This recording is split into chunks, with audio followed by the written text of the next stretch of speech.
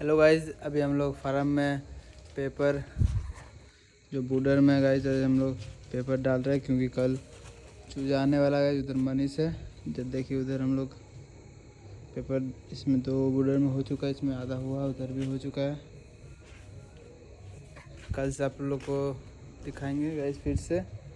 देखिए अभी चूजा कल आने वाला है, तो आज रात में हम लोग जो बूडर का काम ख़त्म करके रख देंगे।